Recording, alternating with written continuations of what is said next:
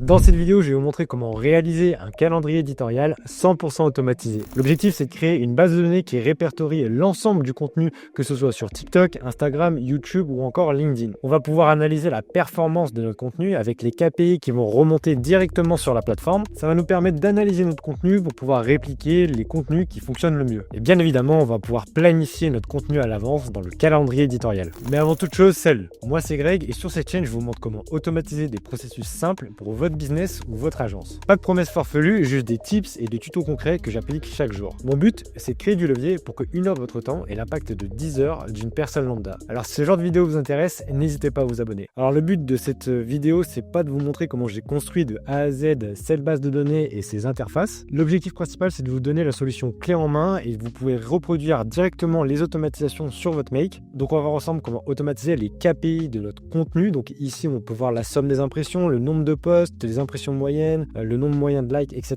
Ce qui va permettre d'analyser par la suite les posts les plus vus, les plus aimés, suivant les plateformes évidemment, les plus commentés, tous les posts. Donc l'idée vraiment, c'est d'avoir une vue d'ensemble sur sa création de contenu. Donc en haut, on peut trier suivant les personnes, suivant la plateforme comme LinkedIn, YouTube ou encore TikTok, etc., etc. Donc ici, je vais vous montrer comment on peut automatiser, on va dire, les données d'entrée, que ce soit les vues, les commentaires, etc. Et donc ici, comme je vous en ai parlé, on retrouve un calendrier éditorial. Ici, par exemple, mon calendrier éditorial pour le mois de mai, mais on peut retourner aussi sur les mois précédents avec les vidéos que j'ai déjà postées. On peut aussi se rendre sur LinkedIn avec les différents posts que j'ai mis en avril, en mai, et les prochains posts que j'ai planifiés. Donc voilà, là ici, ça fait vraiment office de calendrier éditorial. Par exemple, ici, si je vous montre l'automatisation en action, on va prendre un de mes posts LinkedIn qui a plutôt bien marché dernièrement. Je vais prendre celui-ci sur le KPI Content OS que vous voyez. En fait, c'est un post LinkedIn que j'ai fait sur cette base de données là. Donc derrière, j'ai mon post, j'ai ma vidéo illustrative, j'ai l'URL de mon post et derrière, j'ai juste à appuyer sur data. Vous voyez, si je remets tout à 0 ici, on va update automatiquement les data. Donc voilà, j'appuie sur data. Derrière, l'automatisation qui se lance en arrière-plan, qui va prendre le premier module Airtable ici et le module LinkedIn. Et derrière, on va avoir les données qui vont être répertoriées. Donc vous voyez, on a 1236 impressions, 24 réactions et 58 commentaires. Donc voilà, c'est vraiment pour but d'automatiser ces KPI pour sa création de contenu. Et ici, on va faire ça pour tous les réseaux sociaux, que ce soit LinkedIn, comme je viens de vous le montrer, YouTube pour les données, les vues, etc. Instagram pour les réels et enfin TikTok, pareil pour les mêmes réels que souvent on upload sur les deux plateformes. Donc voilà, comme je vous l'ai dit en description, vous pouvez retrouver un formulaire qui va vous donner accès directement à cette base de données de manière totalement gratuite. Vous allez juste à la dupliquer sur votre Airtable et ensuite vous allez importer cette automatisation. Là encore, dans le formulaire juste en dessous, vous aurez accès gratuitement à cette automatisation. Vous avez juste à faire ici more et import blueprint. Donc ce sera un fichier .json à importer là-dedans et vous allez vous retrouver avec ça. Maintenant, je vais vous expliquer comment installer étape par étape chacun de ces modules. Premièrement, on va se retrouver sur le webbook. Vous avez juste à appuyer sur Add juste ici et créer un nouveau webbook. Vous le renommez comme vous le voulez. Moi, je ne vais pas le faire pour cet exemple-là. J'ai juste copié le webbook que j'ai ici et je vais cliquer sur Save. Le deuxième webbook, vous n'y touchez pas, vous laissez exactement pareil. Ça permet de fermer la fenêtre lorsqu'on appuie sur le bouton de manière automatique. Comme ça, on n'a pas besoin de la fermer à la main. C'est beaucoup plus simple. Et ici, vous laissez les 3 filtres. Donc la plateforme ici, YouTube, pareil, vous laissez comme ceci, plateforme, etc., etc. Pourquoi? Parce que ici, dès qu'on appuie sur le webbook, si je vous montre, si je le run juste une fois et que je vais appuyer sur un bouton dans ma base de données, par exemple ici, je vais appuyer sur ce poste là et je vais faire data. Donc voilà, là je n'ai rien fermé parce que ça s'est actualisé ici. Et derrière, j'ai plusieurs informations. J'ai le record ID qui va être émis, le statut, l'URL, l'assignee qui est moi, et la plateforme. Comment je retire ces informations? Elles viennent tout simplement de la plateforme. Vous voyez ici, je suis Grégory, le statut c'est LinkedIn, etc., etc. Mais la modification qui est importante à faire, il faut aller dans Données, calendrier de contenu, et derrière, vous allez trouver le bouton qui s'appelle Data juste ici, et vous allez juste remplacer avant le point d'interrogation par le webbook que je vous ai fait ajouter. Ensuite, vous appuyez sur Enregistrer, vous laissez exactement ce qui est mis. Vous pouvez reconnecter votre webbook juste ici, et on va procéder étape par étape. Ici, pour LinkedIn, je vous invite à faire vos connexions Airtable. Il y a plein de tutos sur Internet pour réaliser ces connexions-là. Et je vous invite à sélectionner la base de données que vous avez dupliquée sur votre Airtable. Donc ici, pour moi, elle s'appelle KPI Content OS. Et Et pour vous, ça sera peut-être KPI ContentOS Copy. La table, vous sélectionnez bien calendrier de contenu. Je vous invite à supprimer aucune colonne pour éviter les erreurs. Et donc ici, vous mettez tout simplement le Record ID lorsque vous avez fait un test pour votre webbook. Je vous invite à faire un test en cliquant sur clic droit et Run this module only. Vous mettez bien la valeur Record ID. Et ici, vous pouvez faire des tests. Par exemple, si je fais Run this module only et si je retourne sur mon calendrier de contenu KPI ContentOS et ici, j'ai mis par exemple des Record ID pour m'y retrouver. Et donc là, je copie mon Record ID. Derrière, j'ai l'information. Par exemple, ici, le titre, le challenge 0 risque, l'URL LinkedIn qui n'est pas encore disponible, la sign-in, etc., etc. Et donc voilà, je vous invite vraiment à prendre tous les modules Airtable Get a Record, à bien mettre votre connexion. Ici, KPI ContentOS, calendrier contenu et bien mettre Record ID. Et vous faites pareil pour les 4 modules qui se suivent ici. Voilà, vous regardez si c'est bien pareil partout. Là, ici, je sais que l'automatisation fonctionne, donc c'est pareil partout. Et pour les filtres, vous vérifiez bien que la plateforme ici est bien colorée. Donc, plateforme qui est issue du webbook. Pareil, là, c'est LinkedIn, YouTube, Instagram et TikTok. Donc voilà, vérifiez bien tout ça. Et maintenant, on va rentrer dans le vif du sujet. On va commencer par le plus dur, qui est de répertorier les datas sur LinkedIn. Pour cela, j'utilise une API tierce qui s'appelle Unipil. C'est une API qui est vraiment superbe, un peu chère pour les débuts, mais moi, on va dire que je répartis le coût avec mes clients parce que je le mets en place chez mes clients avec un récurrent. Et donc voilà, l'idée, c'est de créer un compte sur Unipil, mettre ces informations LinkedIn. Donc ici, j'ai mis mon compte LinkedIn et derrière, on va pouvoir réaliser des connexions API. Cette API, elle permet quoi? Tout simplement de répertorier vos posts, avoir les impressions, les commentaires, les réactions, etc. Mais aussi d'envoyer des messages privés sur LinkedIn, accepter des invitations, etc., etc. Les possibilités sont monstrueuses. J'ai pas encore fait beaucoup de choses là-dessus, mais je sais qu'on peut automatiser, par exemple, des LinkedIn Magnets, etc. Donc, une personne commande votre post avec un certain motif, comme ContentOS, devis ou autre, vous détectez son commentaire et vous pouvez lui envoyer un message privé directement pour qu'il puisse recevoir son lead magnet. Donc voilà, assez tergiversé là-dessus.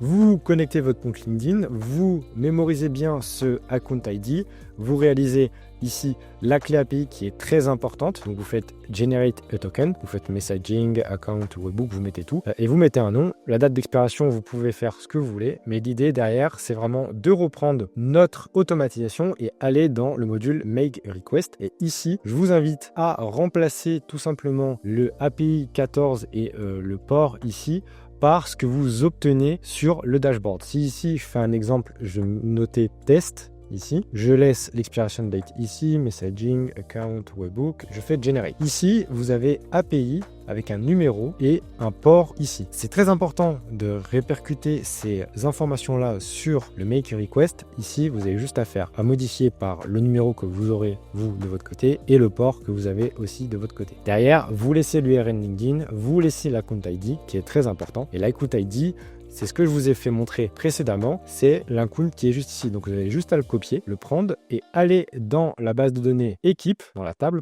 et remplacer ici par exemple Grégory Junta par votre nom, votre rôle, etc. patati patata. Et vous avez juste à remplacer l'account ID juste ici. Donc par exemple, voilà, je copie l'account ID, donc là c'est déjà l'account ID existant. Et derrière, tout est setup. Il faudra juste bien faire attention de bien mettre vos connexions API. Et donc voilà, automatiquement sur la base de données, vous avez déjà l'URL LinkedIn. Donc c'est un petit identifiant pour votre poste. L'account ID, on vient le mettre dans la base de données. Et derrière, vous mettez votre clé API juste ici et vous laissez tout le reste comme c'est. Ensuite, on va aller update record, c'est-à-dire que les informations qu'on aura dans ce module-là, on va les mettre dans le module correspondant. Donc, si on répète le schéma, j'ai mon post LinkedIn par exemple ici et je vais appuyer sur data juste ici pour avoir les impressions. Derrière, l'automatisation va se lancer, on va passer par en haut, on va prendre les informations du module et ce module-là, on l'a recensé avec l'URL qui est là-dessus. Donc voilà, par exemple, je vais mettre l'URL de mon dernier post qui est juste ici. Je vais lancer l'automatisation pour vous montrer. Je vais run, je vais faire data et derrière l'automatisation, elle se lance. Derrière, on voit que j'ai bien une bonne réponse ici avec les datas qu'il me faut et l'update record va permettre de mettre les données directement sur Airtable comme vous avez vu ici.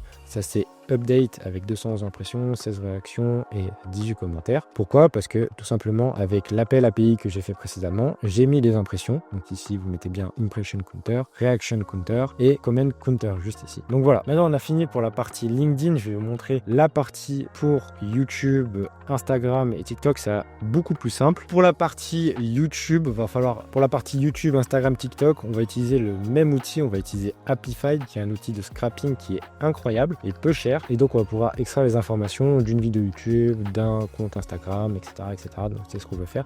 Donc je vous invite à créer un compte sur Apify, c'est assez simple, et faire vos connexions sur Make. Là aussi c'est assez simple, vous avez juste à aller là-dessus, faire Add a Connection, vous mettez vos informations et c'est fini. Et donc du coup pareil pour ce module-là, on vérifie bien qu'on a tout mis, on l'a vérifié au début donc c'est tout bon. Et je vous invite à connecter ce Apify Scrapper et mettre l'URL du post qui a été pris dans le Get Record juste ici. Donc en fait, si je résume encore une fois, lorsqu'on appuie sur Data, on sait quelle ligne correspond à quelle donnée et on va pouvoir retrouver l'URL du post qui correspond à cette entrée-là. Et donc on met bien URL du post, maximum vidéo, vous pouvez mettre une en soi, ça changera pas. Et donc voilà, vous avez juste à mettre URL du post et c'est terminé. Et pareil pour Update a Record, on va regarder ce qu'on a en sortie de ce module-là. On laisse le Record ID et là, pour impression, on va mettre le nombre de vues. Les réactions, on va mettre like. Donc encore, vous regardez bien ici toutes les informations qui sont là-dedans. Donc si vous ne les trouvez pas, vous avez juste à scroll dans le mapping juste ici. Donc voilà, maintenant je clique sur Save. C'est exactement pareil sur Instagram. Vous vérifiez les bonnes connexions Airtable ici et vous prenez le module Apify for Instagram Data. Pareil, vous mettez l'URL, vous mettez maximum de post 1 parce qu'on n'a qu'un seul URL. Vous faites Save et là aussi sur Airtable, vous mettez les informations correspondantes. Donc les impressions, vidéo play count, réaction c'est like count,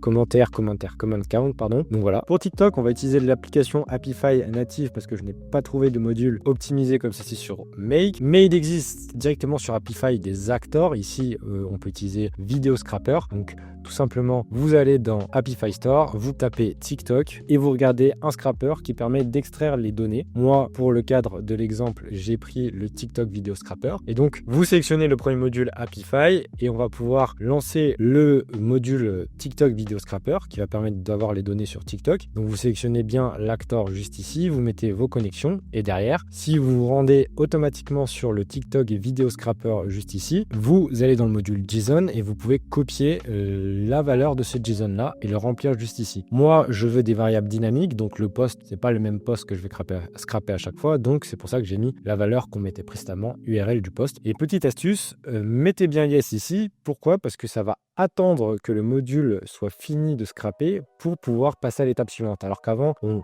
enclenchait le scénario et on devait attendre que le scénario se finisse, alors que là, on fait une pierre deux coups. Et donc derrière, une fois que le module a fini de scraper, on va devoir prendre ces données-là avec le get dataset item. Et derrière, vous pouvez prendre le default dataset ID pour pouvoir prendre les bonnes informations. Vous mettez la limite de 100, le format c'est JSON comme d'habitude. Et en fait, vous pouvez faire la même chose ici, c'est-à-dire update les données, donc les impressions, les réactions, les commentaires, etc. etc. En fait, c'est la même chose que l'Apify Scrapper pour Instagram ou YouTube, sauf que là, on le fait en deux modules parce que j'ai pas eu trop le choix sur cet exemple-là. Donc voilà, l'objectif, c'est vraiment d'analyser la performance de son contenu pour pouvoir répliquer les contenus qui fonctionnent évidemment. Derrière, l'idée, ce sera peut-être de mettre un agent IA par-dessus qui va pouvoir aller analyser les différents contenus que vous avez créés et pouvoir vous proposer des contenus similaires. Voilà, c'est une première version de ce Content OS. Je vais l'améliorer par la suite en mettant une IA qui va pouvoir créer automatiquement mes posts, etc., mes idées de posts. Mettre un agent IA qui va pouvoir aller automatiquement prendre les impressions, les répertorier sur ma base de données, les analyser, etc.,